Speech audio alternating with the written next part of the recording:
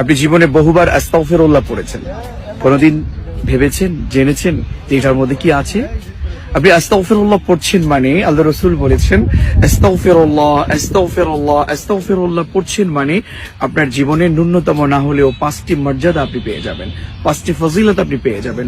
আপনি অনেক টেনশন করছেন নিশ্চয়ই আপনার জীবন নিয়ে, আপনার পরিবার নিয়ে, আপনার ইনকামের সিস্টেম নিয়ে আপনি অনেক টেনশন করছেন।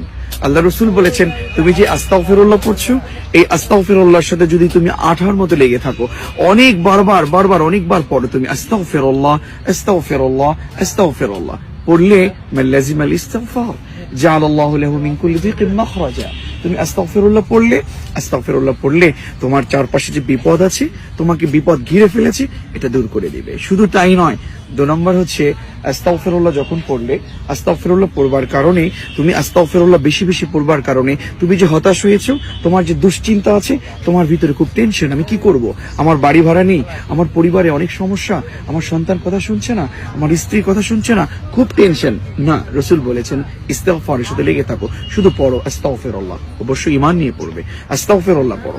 আস্তাগফিরুল্লাহ পড়লে তোমার বিপদ, তোমার হতাশা, তোমার দুশ্চিন্তা সব দূর হয়ে যাবে। সুবহানাল্লাহি ওয়া বিহামদি। শুধু তাই নয়, বিশ্বনবী বলেছেন 3 নাম্বার, তুমি রিস্ক নিয়ে টেনশন করছো, ওয়ারযুকুহু মিন হাইথু লা ইয়াহতাসিব। তুমি যে রিজিক নিয়ে টেনশন করছো, রিজিকের টেনশন করবার কোনো কারণ নেই। আমরা ইস্তিগফারটা যদি একটু বুঝে পড়ি, যখনই পড়ি একটু সমস্যা হচ্ছে, রিজিক পাচ্ছি না, আস্তাগফিরুল্লাহ আস্তাগফিরুল্লাহ আস্তাগফিরুল্লাহ আস্তাগফিরুল্লাহ আমরা পড়ছি।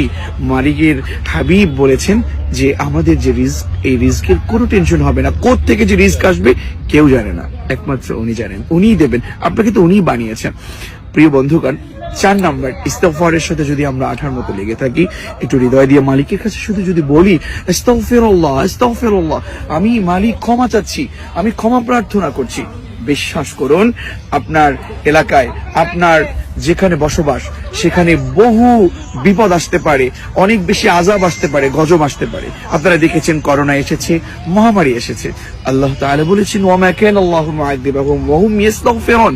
আপনার যে মহামারী আছে, অনেক আযাব গজব আছে, এইগুলো আপনাকে কোনোভাবেই আক্রমণ করতে পারবে না। আপনাকে মহান রব এখান থেকে বাঁচিয়ে দেবেন। তাহলে বিপদ থেকে আপনি উদ্ধার হলেন, আপনি দুশ্চিন্তা হলে উদ্ধার হলেন, আপনার রিস্কের কোনো টেনশন করতে হলো না।